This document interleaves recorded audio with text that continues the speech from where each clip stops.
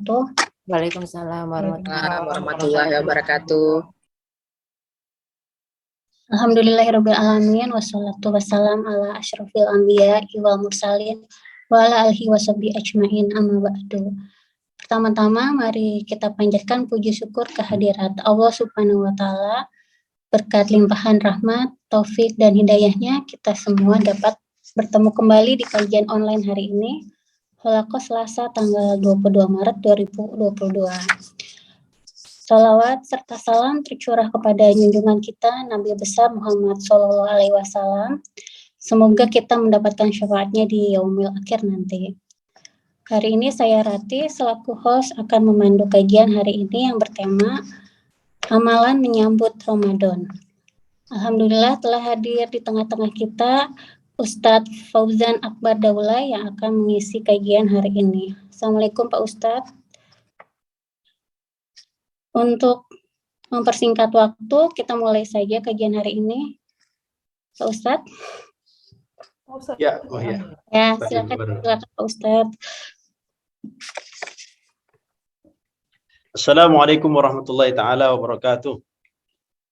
Waalaikumsalam warahmatullahi wabarakatuh. Alhamdulillahirabbil alamin. Wa bihi nasta'in ala umurid dunya waddin. La ilaha illallah wa asyhadu anna Muhammadan abduhu wa rasuluh. Allahumma shalli ala sayyidina Muhammad wa ala ali sayyidina Muhammad. Alhamdulillah Ibu sekalian rahmati Allah. Saat ini kita sebentar lagi akan memasuki bulan Ramadan. Jadi kita akan membahas sedikit tentang bagaimana upaya-upaya kita ataupun amalan-amalan yang akan kita lakukan khususnya sebelum memasuki bulan Ramadan.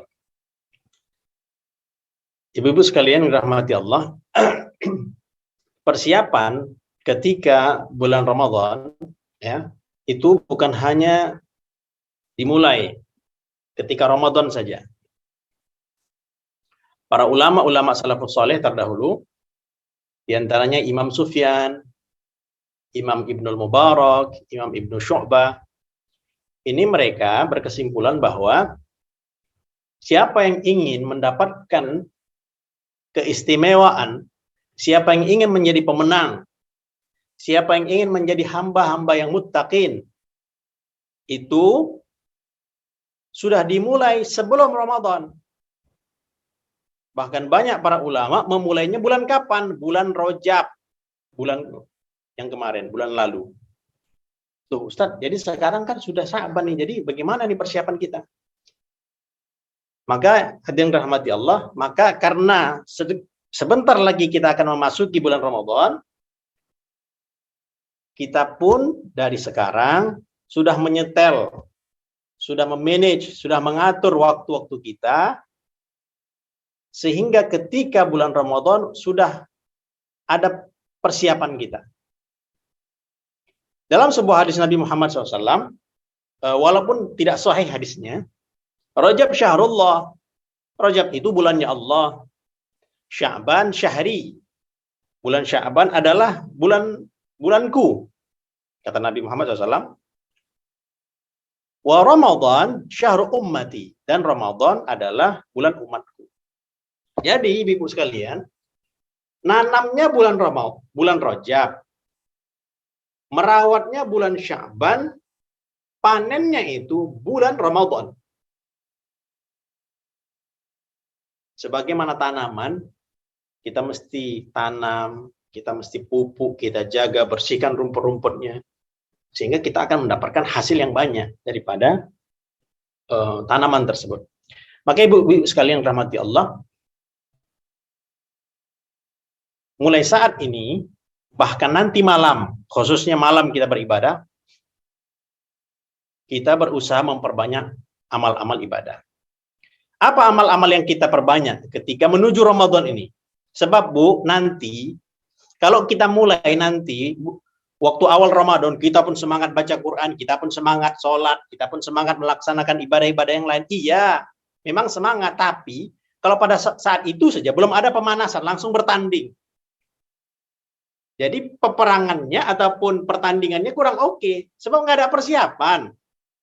petinju mau lawan Mike Tyson. Dia mau lawan dalam pertandingan yang besar. Kok dia biasa-biasa aja, nggak pakai pemanasan.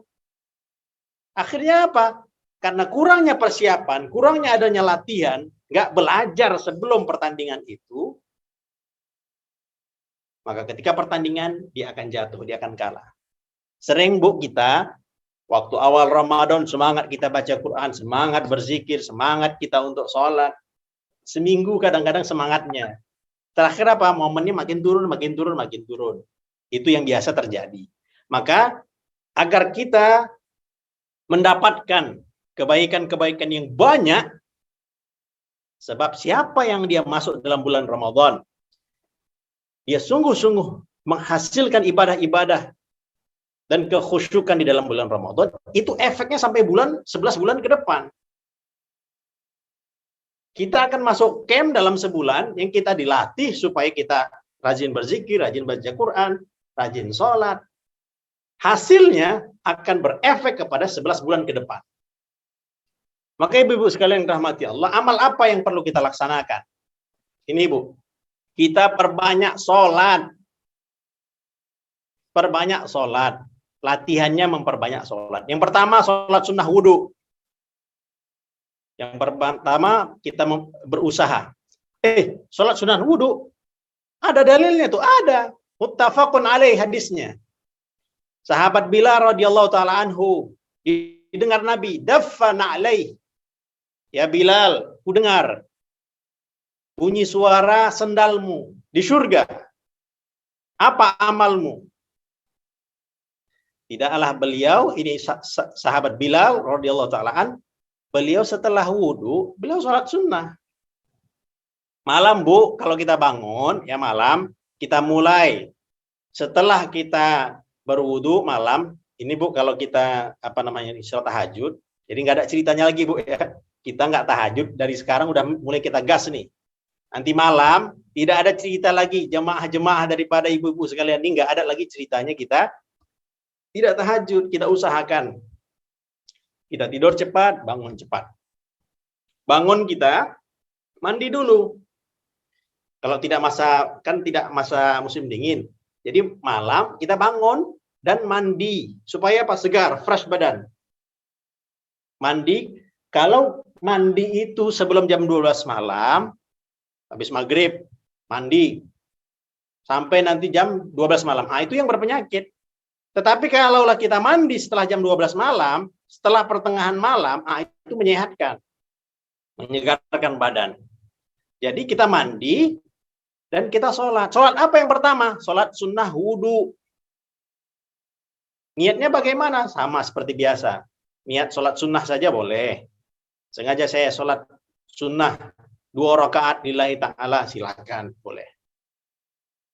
Jadi sholat sunnah wudhu diamalkan oleh sahabat yang mulia, yaitu Bilal bin Rabah radhiyallahu ta'ala anhu. Yang kedua, ibu-ibu sekalian rahmati Allah, sholat taubat. Sholat taubat ini kita memohon ampunan daripada Allah. Hari yang begitu dekat ini kepada Ramadan, jangan sampai kita tidak diridhoi Allah. Jangan sampai Ramadan kita itu sia-sia. Dari sekarang mulai tobat kita. Kesalahan-kesalahan kita mungkin sudah mulai kita kurang-kurangkan. Mungkin ada yang tidak sengaja ataupun kadang istiqomah dalam perbuatan buruk tersebut, mulai kita kurang-kurangi. Hadirin rahmati Allah, itu kita minta ampun pada Allah Subhanahu wa taala dengan salat sunnah taubat. Kemudian kita salat hajat. Taubat kita dan kita salat hajat. Hajatnya apa? Hajat kita banyak. Yang paling utama adalah Allah Subhanahu wa taala agar menetapkan dalam hati kita keimanan. Istiqomah iman, istiqomah Islam. Apalagi kita di di daerah Hong Kong ya, banyak juga saudara muslim kita yang mereka ya karena terpengaruh pasangan menikah dengan orang-orang di sini. Jadi alhamdulillah iman itu ditetapkan dalam hati kita. Maka kita bersyukur pada Allah dengan kita agar Allah Subhanahu wa taala mengistiqomahkan kita dalam iman. Kemudian kita sholat tahajud. Ini sholat nih ya. Kita sholat ini kita usahakan. Sholat tahajud. Tahajjud nafilatan lak asa iya ba'atsaka rabbuka maqaman mahmuda. Ini syarat orang soleh. Saya dan ibu-ibu tentulah kita berusaha menjadi hamba yang solihah. Jangan sampai syarat ini, syarat yang menjadi ketetapan Allah sebagai hamba yang soleh itu tidak kita buat. Tahajud itu diusahakan, diistiqomahkan. Sekuat kita, tidur cepat, bangun cepat. Kalau boleh istirahat dulu ketika siang harinya. Boleh sebelum zuhur ataupun sesudah zuhur. Afdhalnya sebelum zuhur istirahat. Supaya apa? Bangun kita sholat tahajud. Ini Bu, kita memperbanyak sholat. Latihannya sekarang memperbanyak sholat. Dan kita sholat witir. Jadi Nabi SAW dalam riwayat Aisyah radhiyallahu taala anha, itu beliau sholatnya setiap hari, baik di dalam bulan Ramadan maupun di luar bulan Ramadan, sholat witirnya 11.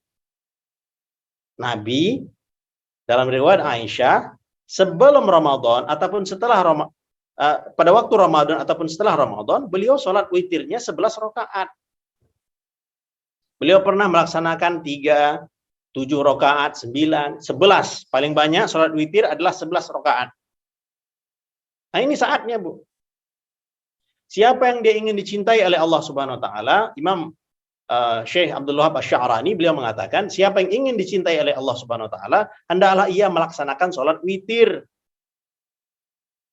Sesungguhnya Allah adalah witir, ganjil.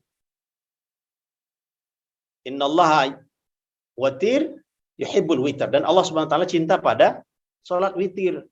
Maka ibu-ibu sekalian, kita juga sholat witir. Berapa rakaat? Diusahakan sedikit demi sedikit. Target kita, saya dan ibu-ibu, agar kita melaksanakan sholat witir sebanyak 11 rakaat. Sebagaimana hadis Aisyah radhiyallahu ta'ala anha. Ada contohnya ini Ustaz? Ada Bu. Ini.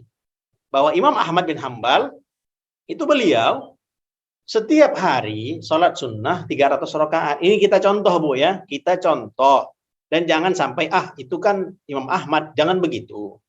Kalau kita ada niat mencontoh ulama-ulama terdahulu, nanti kita akan mudah, kita akan diberikan kekuatan untuk sampai kepada tahap itu.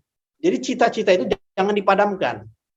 Walaupun seseorang itu sudah berumur 60 tahun, 70 tahun, tetap cita-cita untuk meningkatkan ibadah, itu berusaha untuk mencapainya. Orang saja Bu, kalau cita-cita dunia, mereka berusaha sungguh-sungguh. Kita, apalagi kita khususnya untuk mencapai cita-cita akhirat, kita tidak berusaha. Ini kita usahakan sekemampuan kita. Berapa jumlahnya? Terserah. Bab sholat sunnah itu. Ibu mau 10, 20 silakan. Tetapi kita usahakan mencontoh ulama-ulama terdahulu, para orang salafus saleh terdahulu. Beginilah Imam Ahmad. Beliau setiap hari, jadi Imam Ahmad bin Hambal, beliau memiliki anak, namanya Abdullah. Nah, Abdullah ini ditanya, berapakah sholat sunnahnya ayahmu terdahulu? Maka beliau menjawab, 300 rakaat. Nah, pada waktu beliau difitnah Mu'tazilah, beliau dipenjara, disiksa. Karena kelemahan beliau, setiap hari beliau hanya mampu melaksanakan 150 rakaat. Yang 300 awalnya, karena disiksa, dipenjara, dan sebagainya, itu beliau hanya mampu melaksanakan sholat 150 rakaat. Itu Imam Ahmad bin Hambal, orang yang paling banyak menghafalkan hadis Nabi Muhammad SAW. Nasirus sunnah, beliau orang yang penjaga sunnah, menyebarkan sunnah, penolong sunnah Nabi Muhammad SAW. Hadirin rahmati Allah SWT. Maka nanti di bulan Ramadan, silakan Bu. Biasanya kan ada yang 11, ada yang 20, silakan. Tetapi mulai zaman Nabi Muhammad SAW, sahabat Abu Bakar Siddiq radhiyallahu anhu, sahabat Umar, sahabat Utsman, sahabat Ali, sampai sekarang di Masjidil Haram itu sholat di Masjidil Haram. Saya bukan mengatakan itu di Indonesia, tidak mengatakan mungkin di India, tidak, tapi di Masjidil Haram. Ibu-ibu kalau umroh pada bulan Ramadan, berapa kira-kira sholat tarawihnya? Sholat tarawihnya adalah 20 rakaat. Itu di Masjidil Haram. Nah, kita di Indonesia banyak yang sudah memang 11 rakaat, silakan, tidak ada masalah, ya, silakan. Tetapi kita dianjurkan, Nabi SAW, para sahabat dan ulama-ulama, 4 mazhab, jumhur ulama dan para ulama-ulama di Saudi itu mereka melaksanakan sholat di sana adalah sebanyak 20 rakaat sholat tarawih. Jadi misalnya kalau ibu-ibu mungkin boleh saja, tidak ada masalah. Kalau mungkin sholatnya 8 silakan, tapi malam nanti ditambah lagi sholat sunat yang lain silakan. Jadi ini bulan Ramadan soalnya, bukan bulan biasa. Kapan lagi kita mau latihan amal? Kapan lagi kita mau berusaha berlezat-lezat dalam amal, berlezat-lezat dalam sholat? Nafsu kita, Bu, kalau nafsu, cerita nafsu, nafsunya mau enak-enak saja, makan mau yang enak, tidur mau yang nyenyak, segalanya mau yang happy-happy, itu nafsu. Maka agar kita mudah-mudahan dikuatkan Allah dalam ibadah kita, ketika buka puasa nanti, Bu, itu makan kita diusahakan jangan makan yang berat. Diusahakan makan yang ringan-ringan dulu. Nanti setelah sholat tarawih baru makan yang berat. Sebab nanti ngantuk. Begitu kita makan nasi, ayam panggang dan sebagainya, rendang lagi, gulai lomak, sudah kenyang perut kita. Terakhir kita ngantuk. Nah, jadi ketika buka puasa, sebaiknya makan tuh yang ringan saja, dan kita berusaha menambah porsi ibadah kita. Hadirin rahmati Allah Subhanahu wa taala, tentulah kita nanti berusaha untuk mencapai Lailatul Qadar. Kita berusaha untuk mencapai Lailatul Qadar nantinya. Kapan Lailatul Qadar itu bisa didapatkan? Itu adalah orang-orang yang istiqomah sholat malam. Kita, Bu, mulai sekarang latihan. Nanti malam saya berniat, ibu-ibu juga berniat, kita bangun jam berapa? Kalau boleh bangun jam 1:30 malam, kita ibadah. Kalau ibu setelah sholat tahajud ataupun witir dan sebagainya itu ingin tidur kembali, tidak ada masalah. Tetapi diusahakan pertengahan malam kita bangun. Di waktu-waktu yang utama kita bangun. Sebab siapa yang dia menghidupkan malam dan dia istiqomah di dalamnya, dia insya Allah akan menemukan malam yang mulia ini, malam Lailatul Qadar. Dan ingat, Bu, ya, kita bukan hanya mencari Lailatul Qadar, kita mau cari Allah. Kita mau agar Allah itu dekat dengan kita. Kita mau kenal dengan Allah yang pemilik Lailatul Qadar. Kita bukan hanya mencari Lailatul Qadar saja, tetapi kita mau mencari Allah supaya Allah itu dalam hati kita itu menghunjam kalimat Allah dalam kalbu kita. Zikir kita 24 hours. Kita 24 jam ini Allah nih bergetar di jantung kita. Kita masak, ingatnya Allah. Kita berjalan, ingatnya Allah. Zahirnya kita sedang santai-santai duduk, ingatnya Allah. Itu target kita. Dengan kita berusaha meningkatkan ibadah pada bulan Ramadan dan malam Lailatul Qadar, itu target kita agar kita mengenal lebih dalam lagi Allah Subhanahu wa taala. Maka hadirin rahmati Allah, para ulama terdahulu ini mereka katakan, man arafallah fa kullu lailatin lailatul qadar. Siapa yang dia mengenal Allah, maka setiap malam adalah Lailatul Qadar. Jadi dia meningkatkan ibadah bukan hanya Lailatul Qadar saja, tidak. Nanti malam ini Lailatul Qadar. Ini nanti malam ini malam ganjil. Terakhir kita pun semangat. Digas semuanya, baca Qur'annya digas. Sholatnya pun digas, sholat sunat kita hembat semua. Baca Quran lebih-lebih. Sebab tahu, dari kasih tahu nih kita. Sama ustadz-ustadz Kak, kita dikasih tahu, malam nanti malam ganjil, malam biasanya malam 27. Malam kita pun semangat. Maka dengan rahmati Allah, nah bukan hanya malam itu saja, setiap malam kita berusaha untuk meningkatkan amal ibadah kita. Ada yang rahmati Allah SWT, kemudian apa amal kita sebelum daripada Ramadan ini? Yang pertama, salamatus sadar, hati lapang. Bebaskan hati kita daripada penyakit-penyakit hati. Kita berusaha membuang sifat-sifat yang buruk. Dendam, iri, dengki, sombong, lebih hebat, merasa kita lebih hebat daripada orang lain. Ini kita berusaha kita kikis sedikit demi sedikit. di tempat kita ya banyak majelis-majelis taklim. Jadi setiap majelis taklim adalah semuanya berusaha menuju Allah Subhanahu wa taala, bukanlah berhebat-hebatan, tidak. Tapi kita berusaha, majelis kita, setiap orang-orang yang datang dalam majelis semuanya berusaha menuju Allah Subhanahu wa taala. Semuanya berusaha untuk memperbaiki hati, memperbaiki amal. Kita berlapang dada. Tidak menganggap diri paling benar, tidak. Kita terus belajar. Ketika ada sifat terus belajar dalam hati kita akan diperbaiki Allah amal kita. Tapi kalau sudah amal itu merasa sudah bisa, merasa sudah pintar, ilmu akan tertutup. Maka kita berusaha merendahkan hati, merendahkan diri. Kita mau belajar.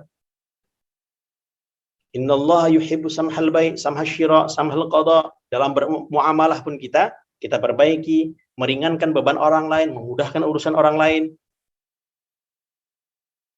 Statement, kalau bisa dipersulit, untuk apa dipermudah? Nah, itu kita buang jauh-jauh. Kalau bisa dipermudah, untuk apa dipersulit? Itu yang kita buat. Bukan kalau bisa dipersulit, untuk apa dimudahkan. Ini gawat ini. Itu syaitaniyah, sifat-sifat syaitaniyah. Padahal urusan itu mudah, tapi disusahkan. Nah ini yang seperti ini, sifat-sifat hewaniyah. Sifat-sifat hewan yang perlu dibuang jauh-jauh. Kemudian ada yang rahmati Allah SWT. Yang kedua, tasdik. Tasdik ini apa? Percaya. Percaya pada Allah. Husnuzon pada Allah. Iman pada Allah.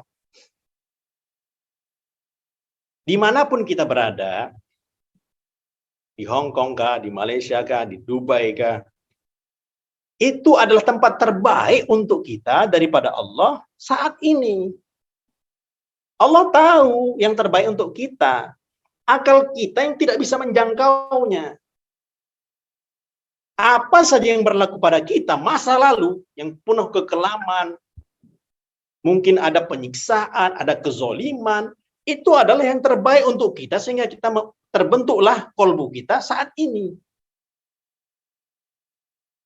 Maka kita ridha dengan Allah, kita ridha dengan keputusan Allah. Raditu billahi rabba. Aku ridha ya Allah, Engkau sebagai Tuhanku. Aku ridha ya Allah dengan keputusanmu.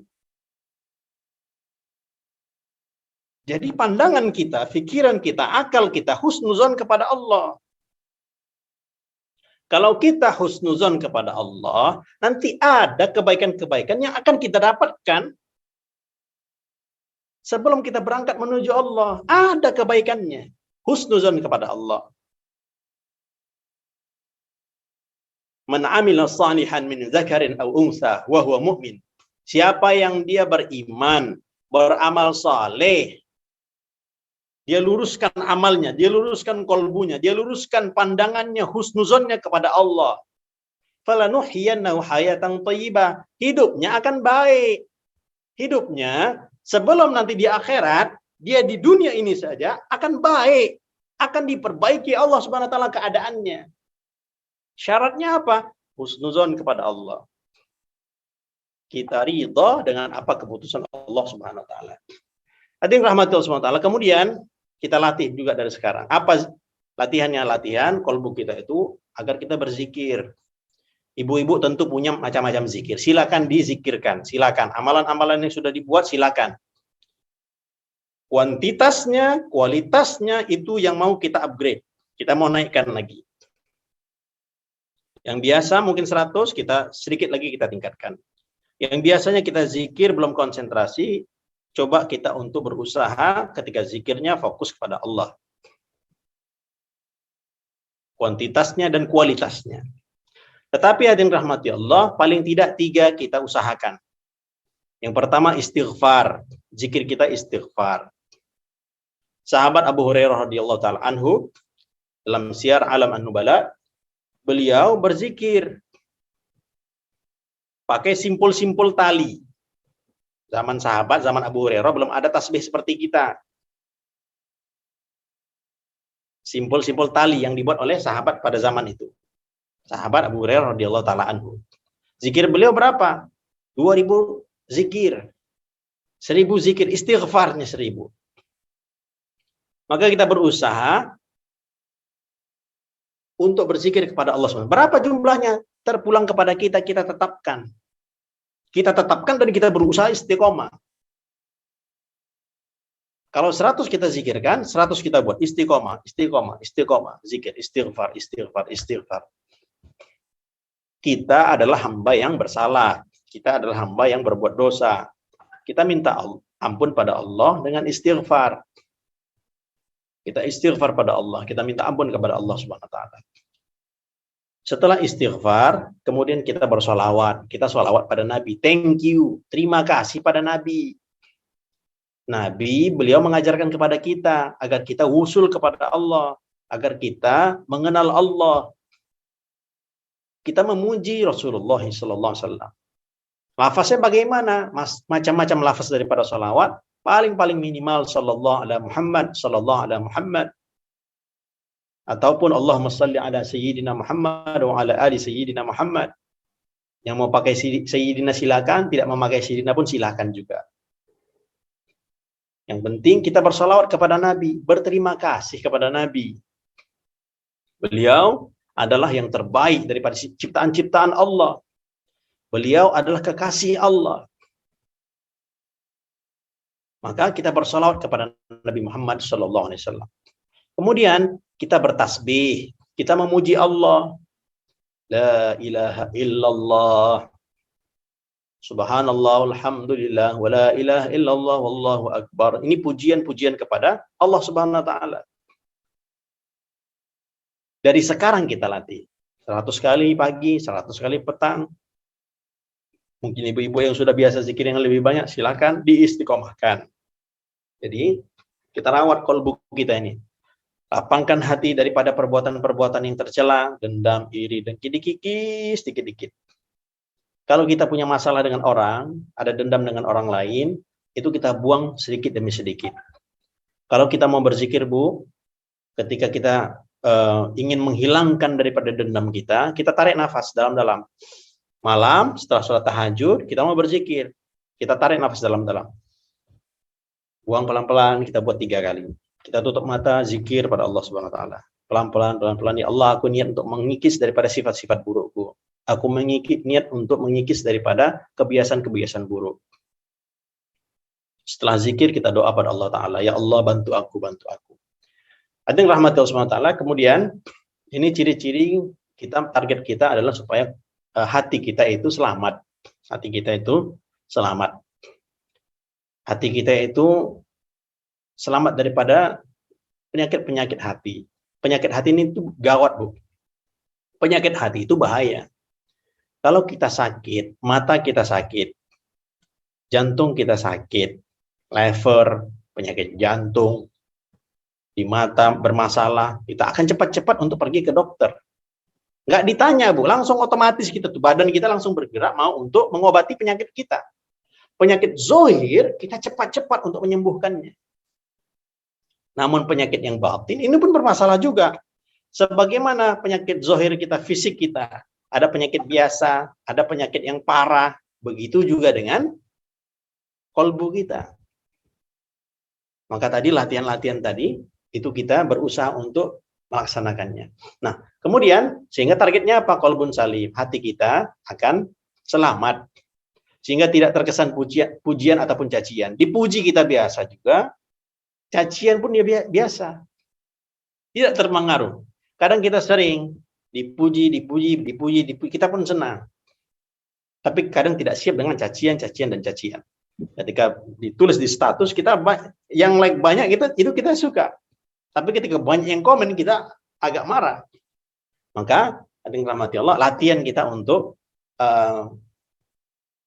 kolbu kita, hati kita, agar lebih tawajuh lagi kepada Allah. Ibu-ibu yang mau status misalnya, kita cek lagi. Bagaimana hati kita, siapkah hati kita dengan tidak ada like ataupun tidak ada mungkin yang komen, kita siap. Semata-mata kita menulis itu karena Allah Subhanahu wa taala. Maka dengan rahmat Allah Subhanahu wa taala itu kita berusaha ya. Beberapa hari lagi, kurang lebih 2 minggu nih ya, kurang lebih itu kita latih agar kita membersihkan hati kita.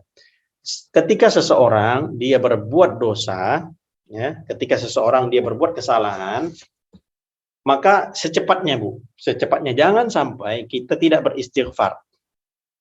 Dalam kitab Jauharatul Tauhid, ya, pernah saya baca kurang lebihnya, malaikat mungkar dan nakir ketika kita berbuat dosa itu belum mencatat langsung si fulan berbohong, si fulan dia merampok, itu belum dicatat langsung tulisannya.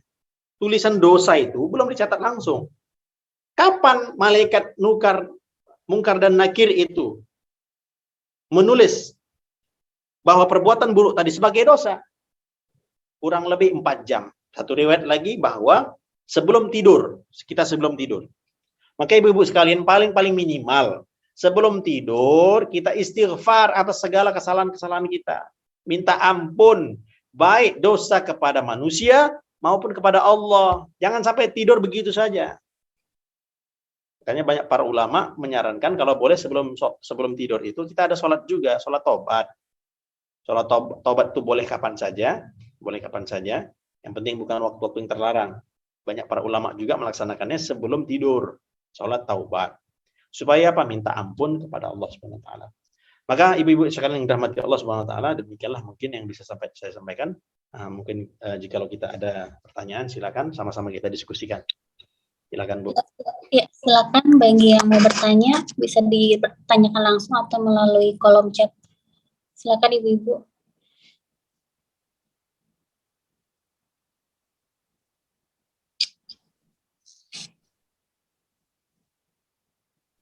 Mau bertanya dong Mbak Rati?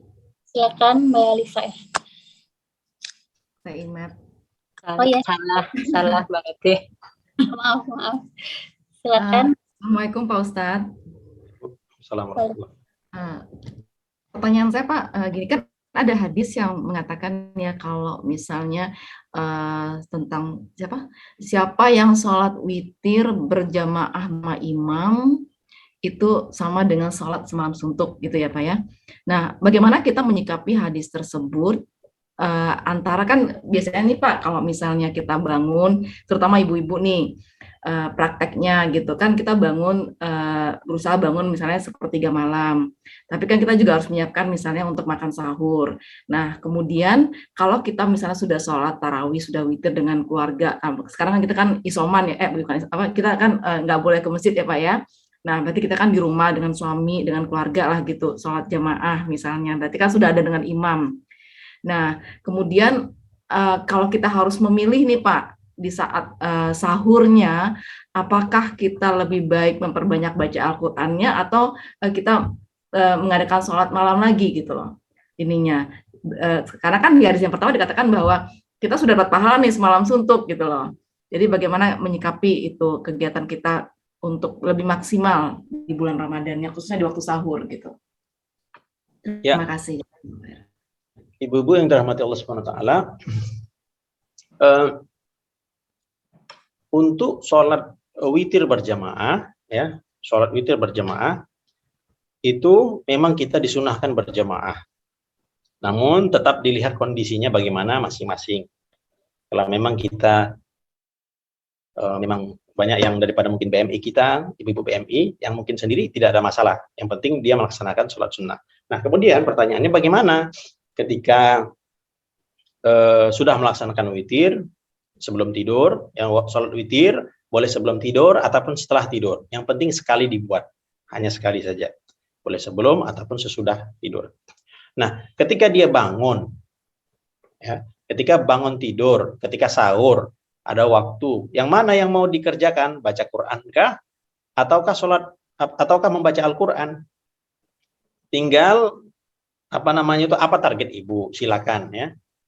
Itu yang tinggal memanage waktu saja. Misalnya, kalau sebelum daripada mungkin dia sholatnya sebelum tidur, ini Bu sholat tarawih misalnya ya, sholat tarawih karena kesibukan dan ada tugas ataupun capek dengan kerjaan-kerjaan, contoh sebelum tidur dia sholat witir 8 rakaat. Sholat tarawih dia 8 rakaat. Ketika bangun dia bisa untuk menyempurnakan sholat tarawihnya jadi 8. Ataupun sebelum tidur, dia 8, mau menyempurnakan sampai 20, silakan menyempurnakan hingga 20. Sebab sholat witir itu tidak ditentukan rakaatnya. Nah, sholat tarawih itu tidak ditentukan rakaatnya. Zaman tadi yang sudah saya sebutkan bahwa sholat tarawih itu di zaman Nabi hingga saat ini itu di Masjidil Haram 20 rakaat. Di zaman Khalifah Umar bin Abdul Aziz itu 30-an rakaat. Jadi kalau ada sholat tarawih itu sampai 30, 40, 60 pun nggak ada masalah. Sebab malam itu memang kita dianjurkan untuk memperbanyak sholat. Sehingga sahabat Utsman setelah Isya sampai sahur. Alhamdulillah di Indonesia sudah ada yang melaksanakan sholat tarawih itu 30 juz satu hari, satu malam. 30 juz satu malam. Jadi pondok kami yang di Jawa Timur, yang viral itu pondok kami, itu melaksanakan sholat tarawih itu 30 juz satu malam. Bukan satu juz. Kalau satu juz itu sudah banyak dilakukan, ya, termasuk di Masjidil Haram satu juz. Masjid-masjid besar di kota-kota sudah banyak yang imamnya hafiz Al-Quran, satu juz Al-Quran. Dibaca sholat tarawih. Nah ini kita coba untuk supaya kita lebih banyak lagi melaksanakan sholatnya. Baca Quran bagaimana? Tinggal diatur waktunya, Bu. Mau baca Quran sebelum subuh kah ataupun setelah subuh? Semuanya dianjurkan. Tetapi memang malam, apalagi khususnya bulan Ramadan, ya, tinggal diatur saja waktunya. Tetapi kita usahakan memperbanyak sholat ketika malam itu. Begitu, Bu. Baik, Baik. terima kasih Pak Jazakillah khair. Baik, terima kasih Pak Ustadz. Selanjutnya pertanyaan lagi, silakan. Saya Mbak Retih. Silakan Mbak Liva. Begini Ustadz mau bertanya, bagaimana kedudukan hadis yang menyatakan bahwa jika kita melakukan amalan wajib di bulan Ramadan, maka akan dilipat gandakan menjadi 70 kali lipat. Sedangkan yang amalan sunnah itu seperti mengerjakan yang wajib, itu gimana penjelasannya Ustadz? Ya. Di di sini pun ada juga bukunya. Di sini pun ada juga bukunya, di kantor ini ada bukunya. Di situ sudah ada keterangan juga. Memang hadis-hadis seperti itu, ya, hadis-hadis mengenai bulan Ramadan memang banyak yang bermasalah, ya. Tetapi Ibu sekalian, walaupun hadis-hadis mengenai fadail Ramadan, siapa yang berbahagia ketika bulan Ramadan, itu memang hadis-hadis masyhur. Termasuk disebutkan itu yang sebetulnya bukan hadis pun, an-nazafah minal iman, itu bukan hadis. Tetapi poin pentingnya ya, bahwa ada hadis fadailul a'mal, ada hadis yang dia sebagai penyemangat amal. Sebagaimana yang saya bacakan di awal tadi, Rajab Syahrullah, ini hadisnya tidak sahih. Tidak, tetapi sebagai fadailul a'mal, sebagai iktibar. Jikalau kalamnya dengan syarat kita tidak mengatakan bahwa ini adalah hadis sahih, tidak, jangan begitu. Kalau memang hadisnya tidak sahih, kita katakan tidak sahih.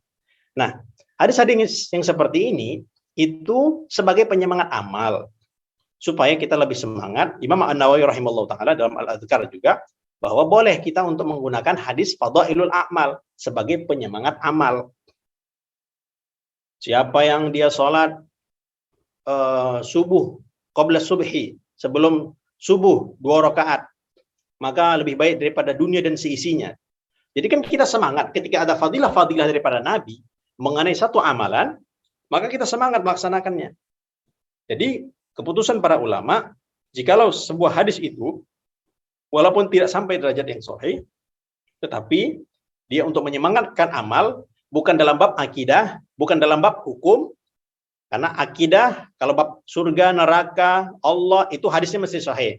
Kalau bab fikih, hukumnya bagaimana nih? Apakah hukumnya sunnah? Apakah hukumnya adalah wajib? Itu mesti dengan menggunakan hadis sahih. Itu bab hukum. Tetapi kalau bab fadailul a'mal, penyemangat-penyemangat, nah itu boleh jikalaupun menggunakan hadis-hadis yang dhaif. Nah, sudah banyak yang beredar di masjid-masjid kitab Fadailul A'mal. Tulisan daripada Syekh Maulana Zakaria Al-Kandahlawi.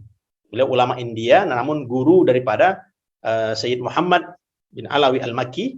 Nah, itu beliau banyak mengumpulkan hadis-hadis, dan walaupun hadisnya dhaif, tetapi yang mengarang ini, yang menulis ini, yang mengumpulkan hadis ini adalah beliau pakar hadis. Bahkan ulama dari Saudi pun itu belajar kepada beliau di India. Dan beliau mengumpulkan hadis-hadis yang bersifat fadail. Nah, itu boleh untuk diamalkan. Begitu, Bu. Baik, Baik, Ustaz. terima kasih Pak Ustadz. Ya. Selanjutnya ada pertanyaan lagi. Silakan. Saya lagi deh Mbak Ratih. Silakan Mbak Liva. Gini Ustaz, terkait membaca Al-Quran di bulan Ramadan. Nah, seperti contoh, kita tuh posisinya sekarang di pertengahan juz. Nah, besok itu udah puasa nih. Nah, kita itu meneruskan juz yang udah kita jalani atau kita back kembali ke juz 1 supaya kita bisa menyesuaikan 30 hari, satu juz gitu selesai. Itu gimana Ustaz? Ya. Jadi ketika bulan Ramadan kita dianjurkan untuk memperbanyak baca Al-Quran. Jadi Ibu, kan mungkin Ibu sudah ada yang terbiasa one day one juz, alhamdulillah. Nah, kalau bulan puasa biasanya kan semangat dan iman pun kan naik. Kalau boleh dua juz satu hari, kalau boleh diusahakan. Jadi bagaimana? Itu kita mulai daripada pertengahan kah? Ataupun kita dari awal? Karena supaya kita selaras dengan menyamakan per hari itu, supaya dapat 30 hari. Kalau menurut tertib Al-Quran, ya, mana batas yang kita baca, itu yang kita lanjut. Kalau kita baca Al-Quran, itu mana bacaan yang kita buat, itu diteruskan sampai akhir. Itu menurut tertib baca Al-Quran. Nah, tapi Ustadz, saya mau dari awal itu supaya pas 30 hari itu. Bagaimana? Boleh tidak? Boleh saja hukumnya, tidak ada masalah. Tetapi tertib yang awal adalah memang daripada juz yang kita baca terakhir itu. Namun lebih baik lagi, kita targetkan juga, kalau boleh yang sisanya itu kita habiskan juga dalam bulan Ramadan, ditambah lagi dengan tambahan untuk sebanyak 30 hari. Diusahakan seperti itu. Karena Al-Quran juga diturunkan pada bulan Ramadan. Jadi rugilah kita hanya istilahnya baca sekali hatam saja. Kalau boleh diusahakan. Kebiasaan para ulama itu, mereka banyak menghatamkan Al-Quran. Bukan hanya sekali. Kita ini mau naik tingkatan. Dulu ya, dari dulu kita sering kita menghatamkan dalam bulan Ramadan itu hatamnya sekali. Nah, kita mau naik lagi, berusaha. Ya Allah, targetnya diperbaharui lagi. Kan udah bisa tuh. Nah, kita mau naik lagi. Supaya apa? Mudah-mudahan kita pun derajat kita ditingkatkan Allah Subhanahu wa taala, mudah-mudahan hajat kita pun dipenuhi oleh Allah Subhanahu wa taala. Gitu, Bu. Baik Ustaz, syukuran Ustaz. Selanjutnya, ada yang mau bertanya lagi? Silakan Ibu-Ibu.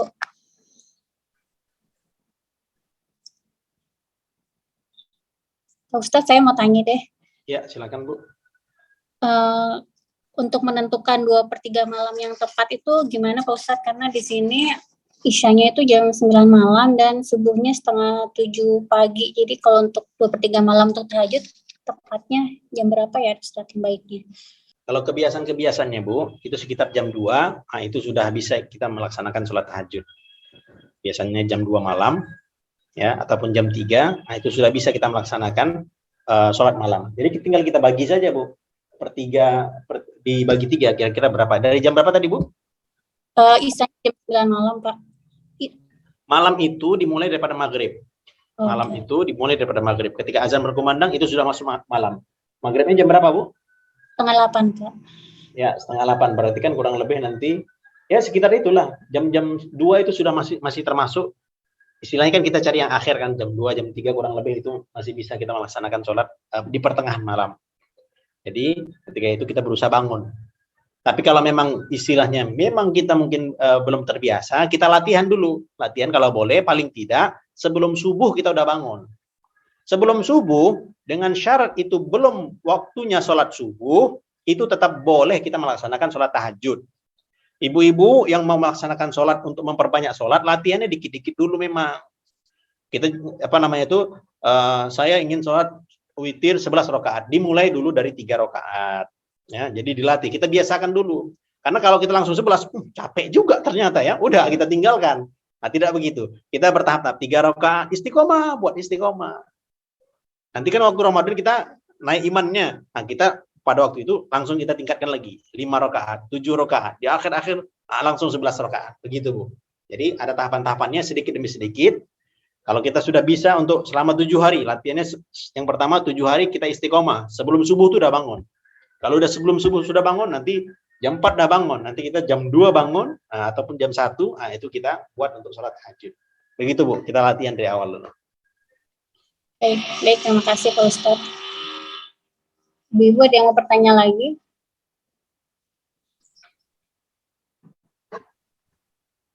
Silakan.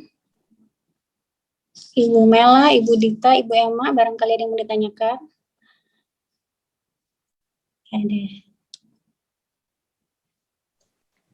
Saya mau tanya dong, Mbak. Silakan Ibu. Assalamualaikum Pak Ustadz. Assalamualaikum warahmatullahi wabarakatuh. Saya mau tanya soal sholat taubat. Iya.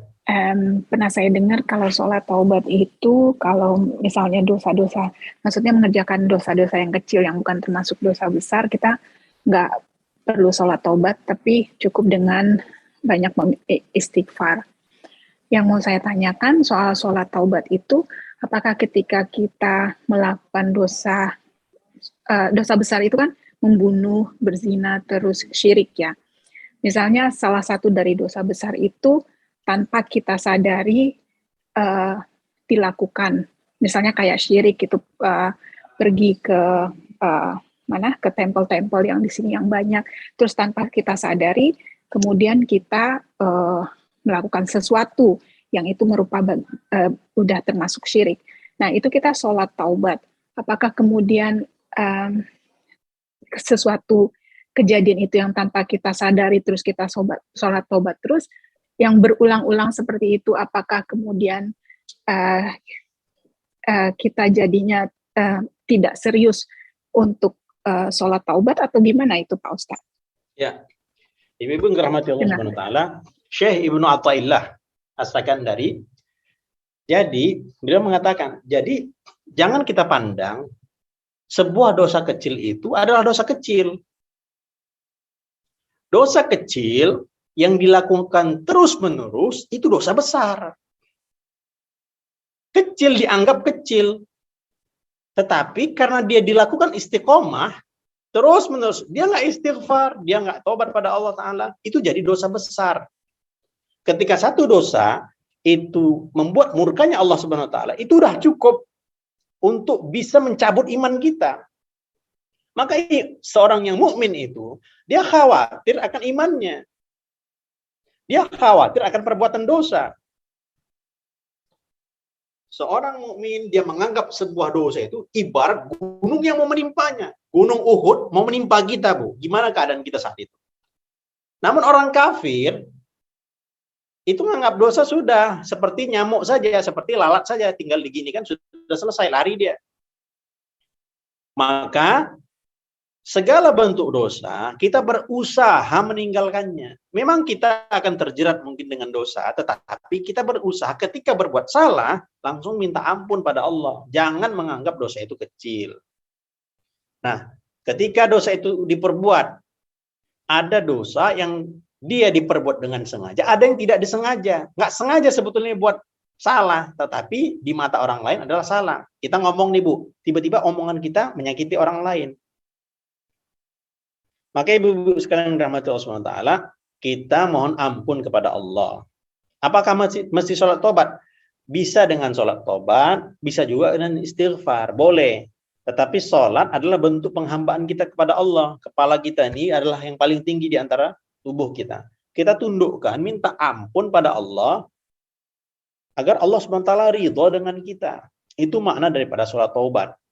Nah, sholat taubat itu bagaimana? Apakah kita mesti setiap hari? Karena kita banyak dosanya. Diusahakan kita setiap hari sholat taubat. Bangun malam, Bu. Nggak mesti niatnya sholat tahajud. Kita bangun malam, sholli sunat tahajud, sengaja saya sholat tahajud lillahi ta'ala. Tidak mesti sholat malam itu adalah kita berniat sholat tahajud, tidak mesti. Kita Bu, niat sholat taubat, kita niat sholat hajat, itu sudah dinamakan sholat tahajud. Bahkan sholat witir pun sudah dinamakan sholat tahajud. Sholat tahajud itu apa sih? Sholat tahajud itu adalah sholat yang dilakukan setelah bangun tidur. Apa saja sholat? Sholat tasbih, sholat taubat, sholat hajat, bahkan sholat witir kita lakukan, semuanya adalah sholat tahajud namanya. Maka tadi kita berusaha, kalau boleh ya sholat taubat setiap hari kalau boleh, ataupun dia sholat hajat, ataupun dia sholat mungkin mutlak, Sholat witirnya diperbanyak, silakan. Yang penting kita berusaha untuk memperbanyak amal kita. Sholatnya diperbanyak, istighfarnya juga diperbanyak. Jadi semuanya, semua hal, bukan hanya bab istighfar, bukan hanya bab sholat sunat taubat saja, tidak. Baca Qur'annya, semuanya cari ridha Allah. Kita perhatikan yang kecil-kecil. Apa amalan-amalan, walaupun yang kelihatan kecil, kita berusaha untuk melaksanakannya. Kita perhatikan lagi, amalan kita yang paling kecil itu apa. Kita perhatikan lagi, kita pelajari lagi. Apa di antara daripada sunnah-sunnah Nabi Muhammad SAW yang mungkin belum kita lakukan. Bulan Ramadan, kita bulan makin cinta pada Nabi. Bulan Ramadan makin cinta pada Allah. Contoh Bu ya, contoh saja nih. Imam Ghazali beliau mengajarkan, kalau kita gunting kuku Bu, gunting kuku. Bagaimana, dari mana kita gunting kuku? Dari sini Bu. Gunting kuku kita nih jari telunjuk, 1, 2, jari tengah, tangan kanan ya, tangan kanan, 1, 2, 3, 4, ini 4 nih, ini 4 kelingking, 5-nya mana? Ya, ini jari tangan saya, tangan kanan saya, mulainya daripada jari telunjuk, 1, 2, 3, 4, 5-nya mana? Kelingking kiri, 5 kelingking kiri, 6, 7, 8, 9 jempol kiri, 10 jempol kanan. 10 jempol kanan. Kalau kita mau gunting kuku, seperti ini daripada Imam Ghazali rahimahullah ta'ala. 1, 2, 3, 4, dari tangan kanan nih, tangan kanan telunjuk kanan. Kelingking kiri, manis, tengah, telunjuk, jempol kiri, terakhir kanan. Oke. Itu kalau tangan. Kalau kaki dari mana? Dari kelingking kanan sampai terus jempol kelingking kiri. Kalau kaki dari kanan, kelingking kanan sampai kelingking kiri. Itu kalau kita kaki. Jadi itu salah satu cara untuk kita menggunting kuku. Jadi sunah-sunah kecil istilah nampaknya Bu. Nah, itu kita berusaha, kita pelajari dan kita amalkan. Begitu Bu kurang lebih. Silakan pertanyaan selanjutnya. Assalamualaikum warahmatullahi wabarakatuh, Pak Ustadz. Assalamualaikum warahmatullahi wabarakatuh. Maaf Pak Ustadz, saya mau nanya, saya kan banyak yang belum ngerti sholat sunnah ya. Kalau sholat sunnah itu kalau 4 rakaat itu apakah 2 kali salam? Karena saya kan nanya dengan teman saya anggap mbak saya, kata dia kalau nggak bisa ngerjain 4, disuruh 2 aja. Karena dulu saya Hindu, jadi saya nggak paham, masih banyak nggak paham Ustadz. Ya. Jadi itu yang saya tanyakan. Makasih Ustadz. Ya, untuk sholat sunnah sebaiknya afdolnya 2 rakaat, 2 rakaat. Ya. Mengapa 2 rakaat, 2 rakaat? Sebab lebih banyak nanti doa iftitahnya dan lebih banyak nanti tahiyatnya, lebih banyak doanya, lebih banyak zikirnya. Jadi 2, 2. Sholat witir itu kan biasanya 3. Biasanya nih, biasanya. Kan 3. Afdolnya bagaimana? 2, 1. Ya, 2, 1. Perhatikan Ibu niatnya ya, niat sholat witir. Perhatikan niat sholat witir. Karena kalau 3 langsung, ya, kalau 3 langsung kita laksanakan, sengaja saya sholat witir 3 rakaat, aman. Ya, kalau sholat witir 3 rakaat, tidak usah menggunakan tasyahud awal. Tasyahudnya terakhir aja. Tahiyatnya terakhir aja. Kita sholat witir, kalau langsung 3 rakaat, ya, sholat witir yang 3 rakaat, langsung saja hanya 1 kali tahiyat di rakaat yang terakhir dan sekali salam. Kalau langsung 3 rakaat. Mengapa begitu? Supaya tidak sama dengan sholat maghrib. Karena kan sholat maghrib kita ada tahiyat awal dan tahiyat akhir kan. At-tahiyatulnya sekali yang di rakaat kedua dan at-tahiyatulnya sekali di rakaat yang ketiga. Itu kalau kita 3 rakaat langsung, tidak menggunakan tahiyat awal, langsung aja 3. Kalau sholat witirnya langsung 3 rakaat. Nah, kalau 2 rakaat dengan 1, afdol, bagaimana? 2 rakaat dan tambah 1. Bagaimana niatnya? Yang 2 rakaat. Yang 2 rakaat. Sengaja saya sholat syaf'i, usolli sunat syaf'i. Sengaja saya sholat genap. Sengaja saya sholat genap. Kalau bahasa Arabnya usolli sunat syaf'i.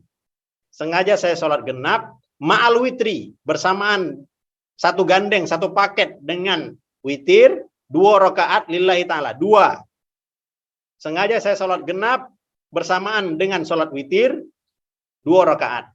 Kemudian nanti ketika 1 rakaatnya sengaja saya sholat witir 1 rakaat, rakaatan lillahi ta'ala. Itu kalau pakai dilafazkan.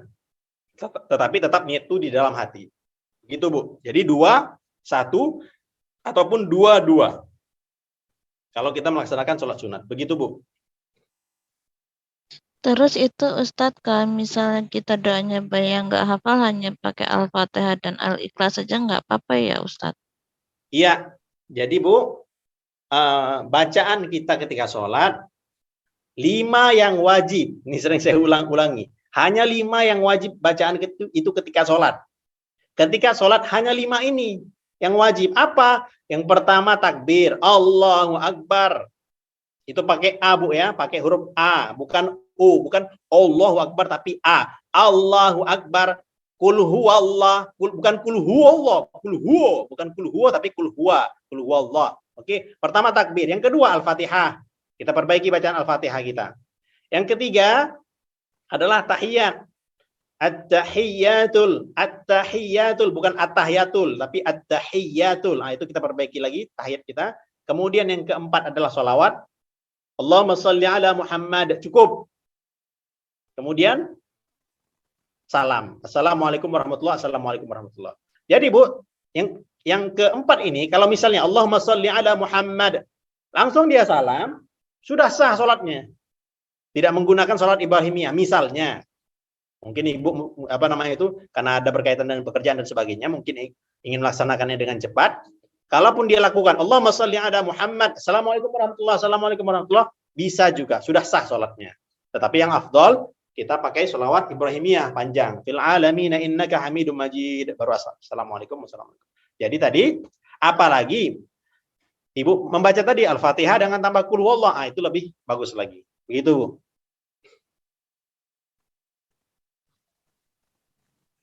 Baik. Selanjutnya ada pertanyaan lagi. Saya Mbak Ratih. Silakan. Gini Ustadz, terkait sholat tahajud, apakah sama dahsyatnya dengan sholat duha yang dimana 2 rakaat itu kan tercatat sebagai orang yang tidak lalai, 4 rakaat tercatat sebagai orang yang ahli ibadah, 6 rakaat akan diselamatkan pada hari itu dan sebagainya. Apakah sama itu Ustadz antara sholat duha dan sholat tahajud tingkatan levelnya? Ya. Memang sholat tahajud itu kan di dalam Al-Quran nafilatal lak, ada di situ nas daripada Allah Subhanahu wa taala. Mengenai sholat duha pun begitu juga daripada hadis-hadis Nabi Muhammad SAW. Nah, bagaimana kedudukannya? Apakah ada lebih tinggi tahajud kah ataupun lebih tinggi sholat duha kah? Nah, kita memandang sholat sunnah itu semuanya ada ridha Allah Subhanahu wa taala. Ya. Jadi sholat duha kita ini ketika melaksanakan ibadah, tujuannya Allah. Kadang kan ada orang yang dia membaca surah Al-Waqiah, tujuannya supaya aku dimudahkan rezeki. Aku sholat duha supaya dimudahkan rezeki. Aku sholat tahajud supaya hajat-hajatku dikabulkan. Aku baca surat Al-Kahfi supaya dijaga daripada fitnah dajjal. Iya, fadilah itu insya Allah kita dapatkan.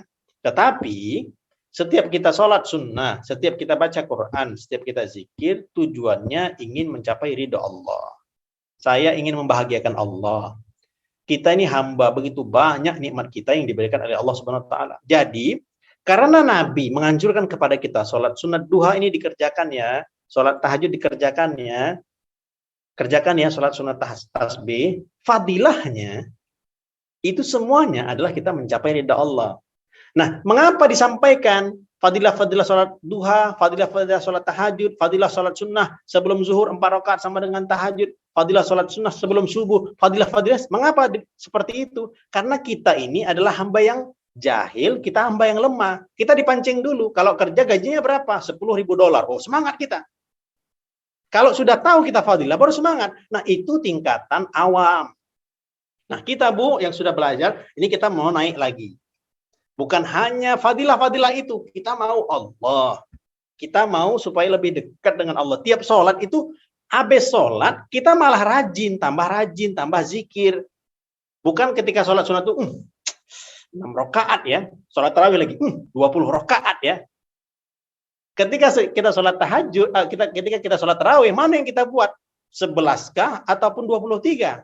Itu masing-masing kita. Tetapi targetnya kita sholat itu enak. Kita sholat itu lezat. Kita sholat itu tambah ketaatan kita pada Allah. Maka Bu, di Yaman, itu mereka sholat tarawih itu sampai pagi. Contoh nih ya, musola A itu dari jam, misalnya kita malamnya, jam 8 sampai jam 10, misalnya musola A, masjid A jam 8 sampai jam 10. Nanti jadwalnya lain lagi, jam 10 ke jam 12 masjid B. Jam 12 ke jam 2 masjid C. Jadi khususnya di Tarim ya, itu masjid satu malam itu full, mereka menghidupkan malam, ganti-gantian masjid. Dan mereka sholat tarawih itu ada kopinya, ada kuenya. Jadi 2 rakaat nyantai. 2 rakaat atau 4 rakaat capek-capek, duduk-duduk dulu, ngopi-ngopi, makan kue. Bangun lagi nanti. Tarawih artinya istirahat, roha. Istirahat, slow-slow, nyantai. Jadi bukan Allah Akbar, Allah Akbar, Allah Akbar, Allah Akbar, Allah Akbar, cepat-cepat karena mau 20 rakaat. Bukan begitu. Kita sholat supaya nikmat. Kita sholat supaya khusyuk. Supaya fokus, enak ngerjakannya. Jadi tujuannya apa sholat itu? Tujuannya Allah Subhanahu wa taala. Maka gitu Bu, sholat tarawih kita pun nyantai-nyantai, slow-slow. Jadi sambil makan dengan minum pun nggak ada masalah ketika sela-sela sholat itu. Supaya kita enak ketika sholat. Begitu Bu. Baik Ustadz. Silakan pertanyaan selanjutnya.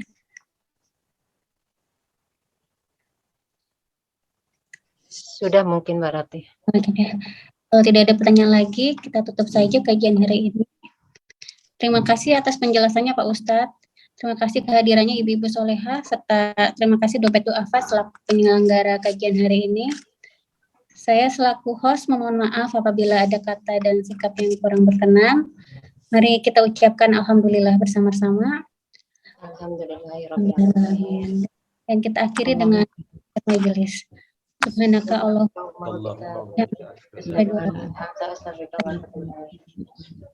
Amin ya rabbal alamin. Sekian dari saya. Wassalamualaikum warahmatullahi wabarakatuh. Waalaikumsalam warahmatullahi wabarakatuh.